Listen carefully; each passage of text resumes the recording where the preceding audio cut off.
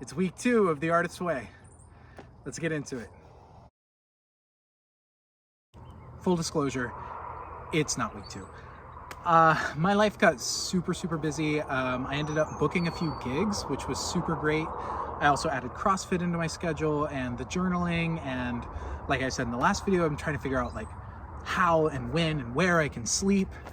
And it just got crazy. It got overwhelming. And I said, I'm going to put a pause on The Artist's Way, give myself, 2 or 3 days to recover and put my life back together and figure out how it all works. And I'll jump back into it. 2, 3, 4 days turned into 2 weeks out of nowhere. I didn't even know what happened until I wrote a new morning pages and compared the last one with this one and realized they were 2 weeks apart. I didn't even know 2 weeks had passed. So here we are, week 2, 2 weeks later. Yeah. It's also like hella bright over here. I think I'm just gonna take Bruce on a walk and continue this because it's a beautiful evening, says the birds. Yeah, so I'm gonna stop squinting into the sun and we'll go over my week 2. So here we are. Bruce and I are walking. It's a beautiful evening. And that clinking sound you're hearing is me not thinking about how I was going to hold a selfie stick, my journal, and walk my dog. So that's my solution to that. This video is probably going to be a little choppy. I have no idea if the footage I'm getting is good. I'm also walking and trying to process my thoughts. I can't reference my journal because my hands are full. So bear with me if this is just super choppy. I'm going to do my best to edit it together to make it make sense. Anyway, week 2.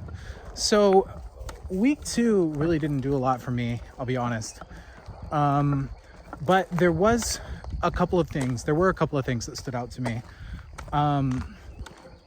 One was actually something from week 1 in my notes that I didn't talk about in my week 1 video because it didn't really feel applicable at the time. But as I journeyed through week 2, I was like, oh shoot, hey, stuff connects. It's like she knows what she's talking about.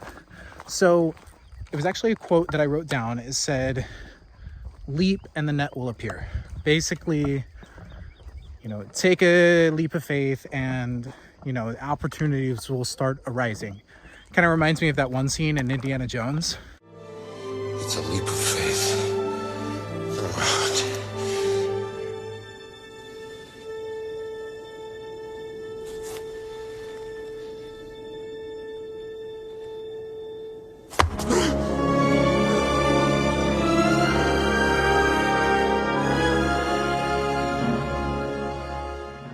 But I didn't like it. In fact, when I wrote down that quote, I said, I don't know how I feel about this. And I can't remember if it's in week 1 or week 2, but she says, as you're working through this book and opportunities start presenting themselves, don't just chalk it up to coincidence. Like, what you're doing in the book is helping your career. And sure enough, I've been super busy with being on set. I've booked several gigs. I had multiple auditions. A couple of them were just silly. That was going to be weird phrasing. I pretended to be in love with a pizza. I'll let you connect those dots as to what I almost accidentally said. Yeah, weird stuff, fun stuff. But I also had a really productive conversation with my agents about where to take my career next. I got new headshots.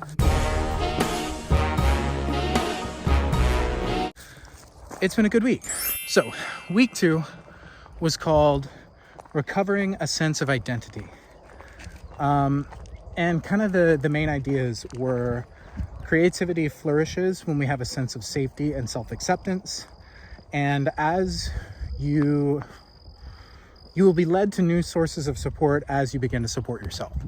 And so it's kind of this idea of reconnecting with activities or sides of yourself that you may have forgotten about or closed off because you have been stuck creatively. My dog is walking so fast.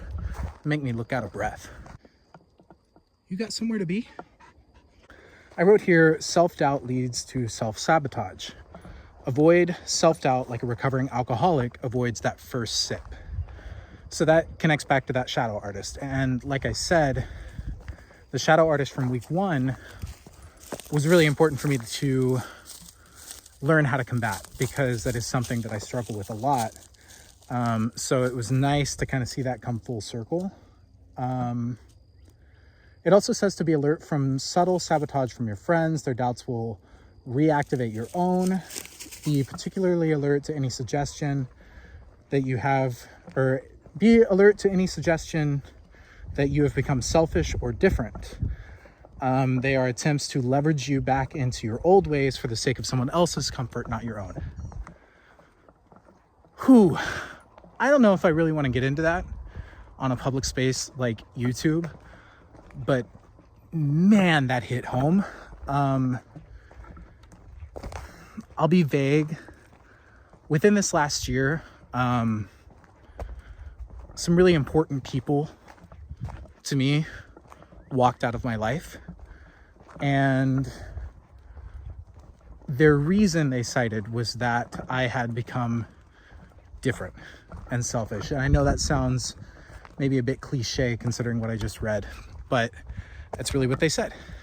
And I've worked through that. That was several months ago now, but to see it here and know that that part of my journey, that hurt, could potentially connect back to my creative journey is very encouraging.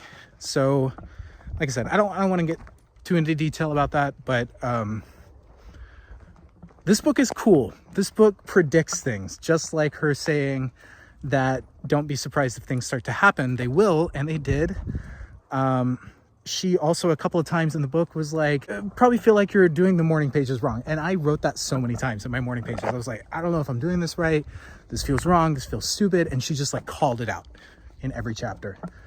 I gotta turn the page here. So then kind of the big turn in this week's chapter, and like my biggest takeaway, says the essential element in nurturing our creativity lies in nurturing ourselves.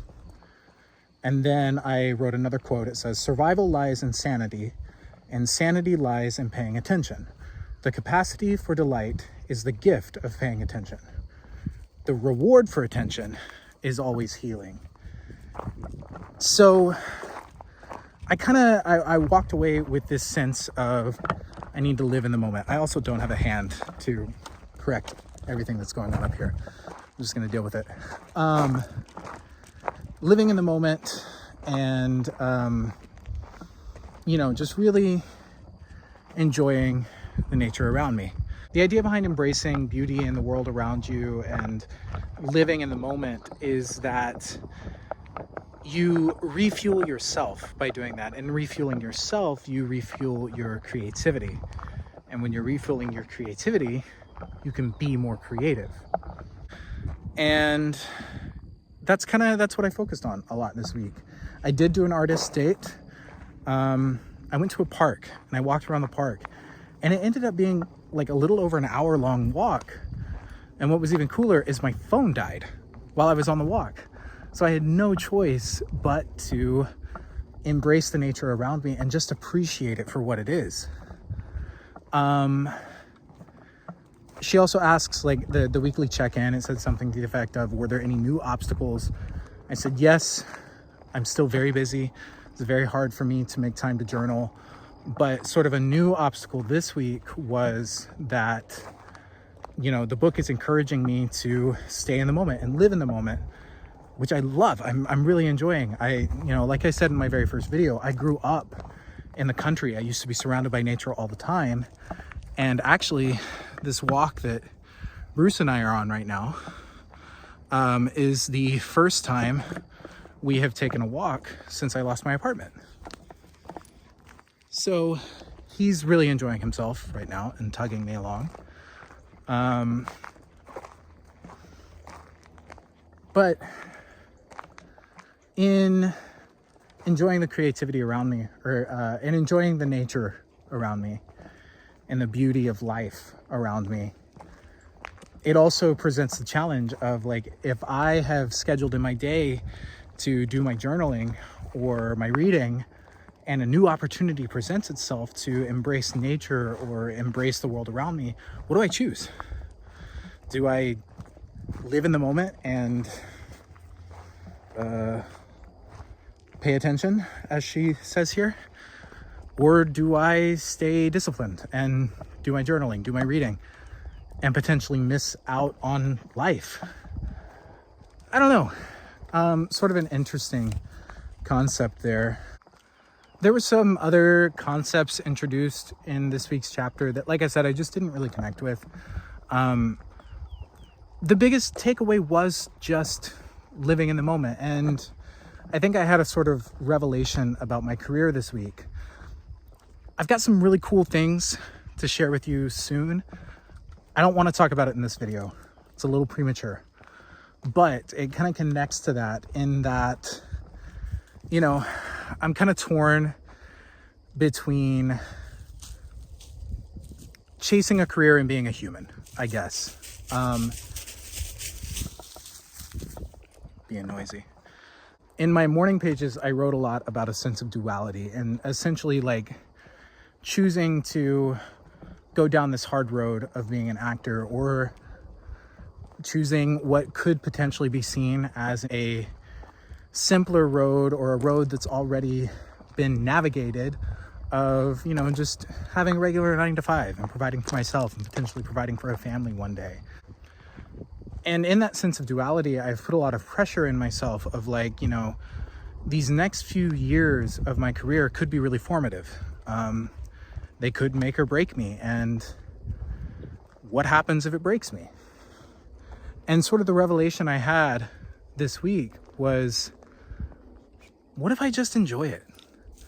What if I take the pressure off and just enjoy being an actor again?